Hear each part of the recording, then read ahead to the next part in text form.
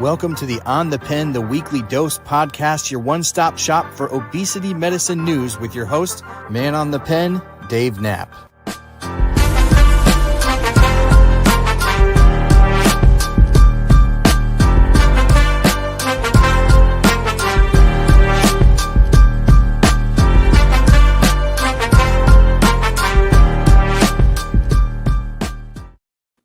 Welcome to On the Pen, the weekly dose podcast.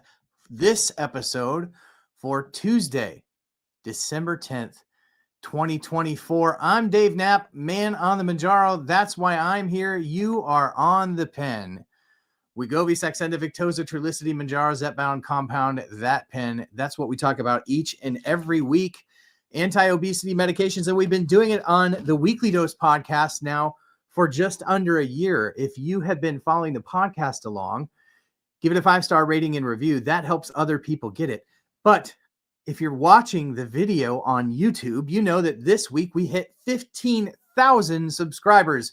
So if you just catch the audio version of this and you'd like to catch the video version of this, just know that you can do that over on YouTube. And there are 15,000 strong in the OTP community on YouTube. So thanks for being here with me today. We're doing this one a little bit differently today. We're doing this a live stream. I've recorded this a couple times with technical difficulties. So we're just going live. Pardon me, frog in my throat. If it's not technical difficulties, it's vocal difficulties. But there's a ton to get into this week. So what we're going to get into today has everything to do with manufacturing capacity, accessibility to GLP-1 medications, and the future of Cagrisema. Now, Cagrisema is a medication that we've been following here for well over a year, doing videos on Cagrisema, because Cagrisema is the next best thing in anti-obesity medicine. But sort of interesting to see how all the news right now is converging and coalescing around this idea of accessibility.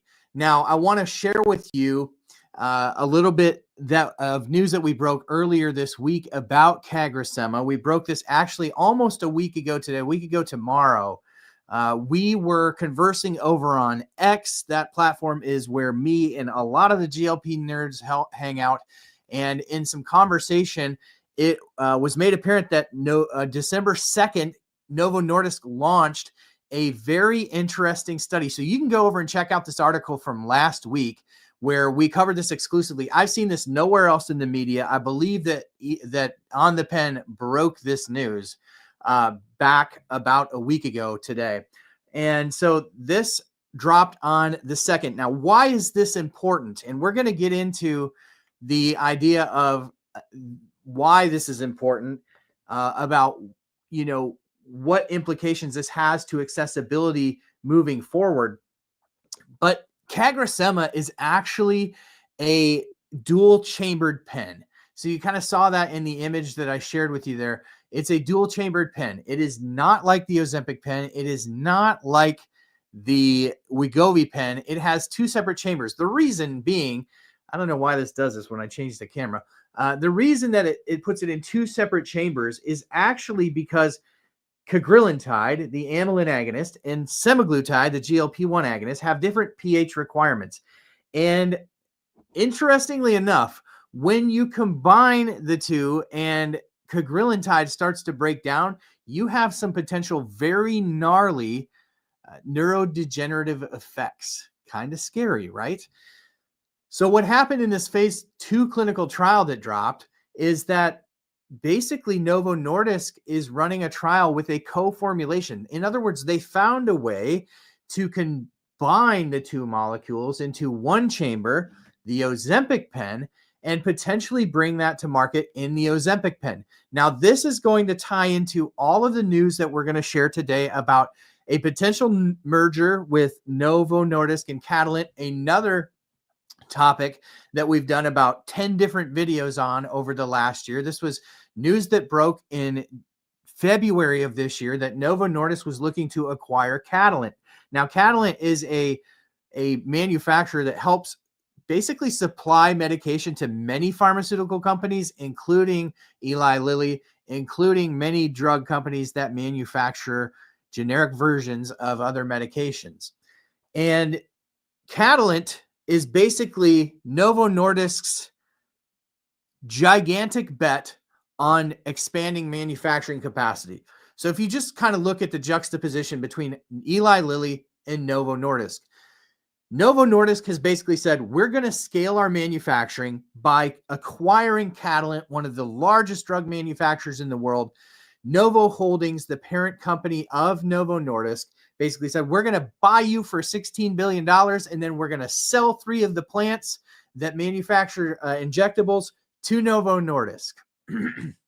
And so the interesting thing that we see here is that they've taken the track that they will expand capacity by acquiring Catalent. They are building some manufacturing capacity out, but nothing to the scale that Eli Lilly is. Eli Lilly, on the other hand, has invested over $23 billion, getting close to $30 billion in expanding manufacturing capacity, and most of that is in the US. Shout out to Eli Lilly, because this is a huge deal, right? And something that we at OnThePen are huge proponents of. If you can actually expand manufacturing capacity to the US, this is a huge deal. And one of the things that I think Eli Lilly does not get enough credit for, it is an untold story about repatriating the manufacturing of pharmaceutical drugs to the United States. This is a huge deal. And this brings me to a massive, massive announcement that I am super excited to make to you all today on OnThePen. Within the next couple of months, we are actually going to be reporting live. We will bring you content from some of these facilities that Eli Lilly has built up to increase their manufacturing capacity, to scale the supply of injectable anti-obesity and type 2 diabetes medications. We've been teasing this now for almost 2 months, where basically we were bringing you a three-part series on OnThePen Live, our live show that happens every Thursday night at 9 p.m. Central. We did basically the legal rundown of the battles with compounded medications right now. We gave you the legal rundown with a legal expert. Then we gave you the Alliance for Pharmacy Compounding CEO, Mr. Scott Bruner, came on OnThePen. You can catch all these episodes at onthepen.tv if you want to go back and check them out. But we've been laying it out for you, waiting to bring that third kind of end of the story. That's the pharmaceutical drug company, and we're going to hear from Eli Lilly, right? So we've been working. This has been in the works for months, and we are finally getting close to nailing down a time. So we feel good in announcing that we will be able to bring that to you in the coming weeks and months. So I cannot wait for that. Now, in the news this week, along the lines of Eli Lilly sort of taking the track of expanding manufacturing capacity, back early this year, Eli Lilly acquired a $1 billion acquisition of a drug manufacturer in Wisconsin, Kenosha, Wisconsin. And this week they announced, well, let me backtrack just a little bit. They told us that basically within about a year, so early 2025, that factory in Wisconsin would be contributing meaningfully to the supply of both Zepbound and Mounjaro. So we're just a couple weeks away from, that being a reality. This week they announced they are increasing that facility. They're investing another $3 billion into expanding the operation there in Kenosha, Wisconsin. So that takes their total investment to $4 billion. It's going to bring 750 additional highly skilled manufacturing jobs to that area. It's going to bring over 2,000 construction jobs to that area. When we talk about giant companies like Eli Lilly investing back in the United States, it's honestly something that gets me very excited, because in my lifetime, we have seen the outsourcing of manufacturing. It seems to be like that's all we've seen is the outsourcing of American manufacturing to other countries. I love and unapologetically love to see manufacturing moving back to the U.S. That's not to mention the fact that they're also repatriating some of the API, the active pharmaceutical ingredient of Mounjaro and Zepbound, to Lebanon, Indiana, in a factory there. So this is an untold story, largely untold story, I believe. That's why we are super excited to bring this end of the story to you as well. You know, we've been bringing you every angle. We shoot straight with you. We bring you the straight facts on what's going on. And so we're going to tell their side of the story coming up here soon in the next few weeks. I'm super excited about that announcement. But back to the Catalent deal, because basically there's a lot of people out there who are like, great, Novo Nordisk got approval this past week by European regulators to go ahead and build out, or go ahead and acquire Catalent for that $16 billion. And I keep saying Novo Nordisk. What I mean is Novo Holdings, their parent company. But the net of this deal gets Novo Nordisk a ton of additional manufacturing capacity. So basically people are like, yeah, we're a go. Well, actually, pump the brakes, because this could be actually the start of some real big problems for Novo Nordisk. Good news last week, of course, but they still have to get by the FTC, the Federal Trade Commission, and regulators in the United States. Now, in Europe, they were looking out for the competitive economic environment in Europe. And basically what those regulators said is, there's other alternatives here. We have Thermo Fisher, we have Vetter. There are other options for pharmaceutical companies to go to besides Catalent, right? And so that was Europe. But here in the United States, we have trade organizations, we have unions, we now have U.S. senators, we have Eli Lilly and Roche, both basically saying, this is not good. This is not good for competition. This is not good as they supply us with medication. So essentially, what you see here is there is going to be a lot more friction to Novo Nordisk getting this deal done in the United States than there was in the European Union, which brings me back to the issue with Kagrisema, because if Novo Nordisk cannot get this deal done with Catalent, where does that leave them? It leaves them really high and dry when they are the next in line to bring the next blockbuster anti-obesity medicine to market in late 2025 or early 2026. So they are really relying on this deal getting done by the end of this year so that they can have all systems go for Cagrisema as early as the end of 2025. But likely, I see this hitting the market more likely early 2026 than I do 2025. It'll all depend on how quickly the FDA moves. But if this does not go through and it gets blocked here in the United States, that would be wildly problematic for Novo Nordisk and underscore the need for the single formulation of Cagrisema to go in these Ozempic pens. So what is the timeline on that? You may say, well, they're going to have to run phase 1 trials, which they are right now. Those trials will wrap up early 2026. Then they'll have to do phase 2, phase 3. Well, hold the phone. They may not have to do that, because actually some of the GLP nerds, friends of mine that we all kind of coalesce over on Twitter, have been talking about is the fact that you could potentially see Novo Nordisk follow the same track that they followed with Rybelsus. Early on in the Rybelsus trials, it was sort of the same deal where they were moving along to increase the efficacy of Rybelsus while running it through clinical trials. So does Cagrisema have to run all the way through phase 3 trials? Is it going to be 3 or 5 years before we see a single formulation? The answer is likely no. Why? Here's the reason. All they have to prove, the scientists all just had an aneurysm all at the same time. What they have to prove is essentially that the pharmacokinetics of Cagrisema co-formulation are equivalent to the dual chambered formulation. And if they can prove that, they only need to do this in this phase 1 trial and probably another bridge trial, like a phase 2, a little bit larger trial.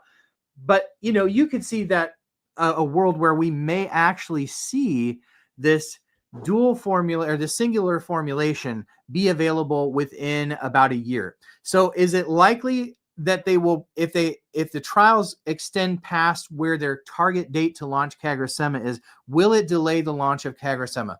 Probably not, right?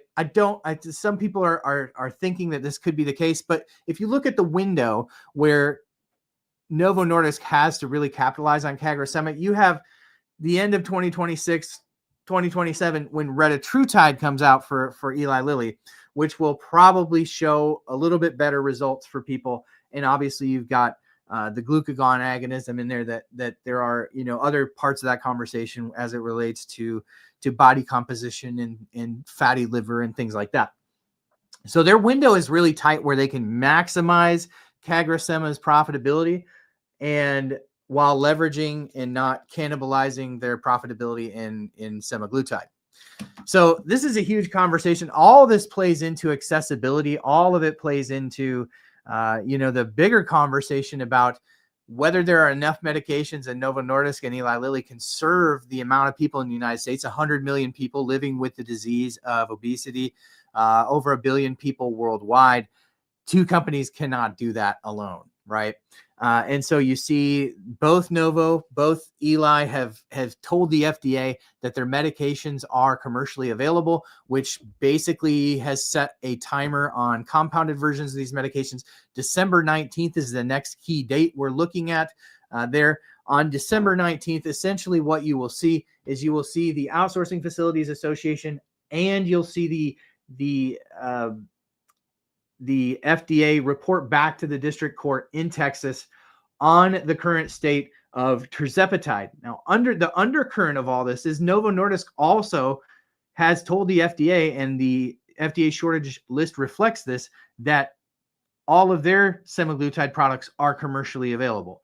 So we still have to wait to see what the FDA has to say on the semaglutide shortage also. So it's going to be a really wild couple of weeks here leading up to December 19th. The FDA could make a decision before then, and we'll just have to wait and see. That's why you need to make sure that you hit the subscribe button if you're on YouTube, the bell notification. We don't talk about the bell very often. We say hit that like, hit that bell, to hit that sub, but you have to hit that bell so that you get notifications when we upload.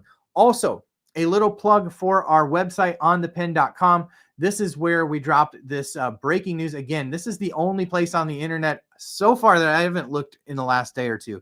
But this clinical trial, we were the first to report it at OnThePen.com about a week ago. But if you scroll to the bottom of any article, you see a spot to put in your first name, last name, and email, and subscribe so you never miss an update from OnThePen.com. That is where we drop a lot of the news that breaks here at OnThePen, is on that website, and you'll never miss an update, just so long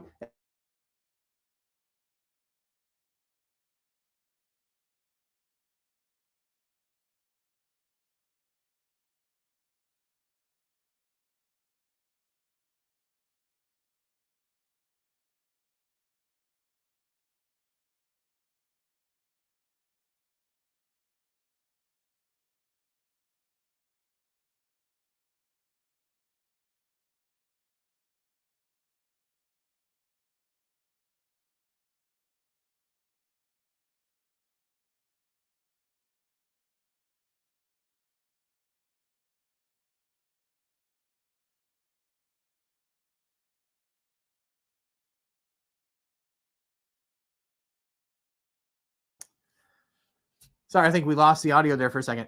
When coupled with lifestyle modifications, ro.co/OTP is the way to go. Patients lose 10 to 15% of their body weight in a year, which is absolutely amazing. If you want to check them out, ro.co/OTP is going to be a great spot to get more information on these GLP-1 medications. Of course, there's side effects potential with everything that you could take out there pharmaceutically. All that information is going to be available there at ro.co/OTP. We're so thankful for our partners at Ro. They've got some amazing stuff there. So make sure you go there and check them out. ro.co/OTP. Also, shout out to our sponsors at Integrated Peptides. You can follow the link in my bio. This is a peptide that works on down-regulating the hunger hormone. I've been taking it now for 2 months with great success. I've been able to drop some weight, and so I can't recommend Integrated Peptides enough. They have a whole bunch of other stuff there. You can check that out in the bio, the description of this video, or in the show notes on the podcast. please make sure that you check out Integrative Peptides. Can't wait. We also we had a 15,000 subscriber extravaganza live stream the other night where we gave away some of these. I just sent out like 15 packages this morning. So if you all won something on that live stream, just know that your stuff is on the way as of this morning. So thank you to Ro, thank you to Integrated Peptides, and thank you for tuning in each and every week to On the Pen, the Weekly Dose podcast. If you found it helpful or beneficial in any way, hitting the thumbs up button is a really great way. It's an easy form of advocacy because it's going to help other people see this. If other people see this, the good news gets spread about GLP-1 medications. If you're on the podcast, same thing goes for you. 5-star rating and review helps other people get their ears on the podcast, and it's an easy form of advocacy. So I hope you appreciated the exciting announcement today. I hope you found this stream helpful. If so, let me know in the comments. Until next week, we'll see you again. Can't wait to do it again. Have a great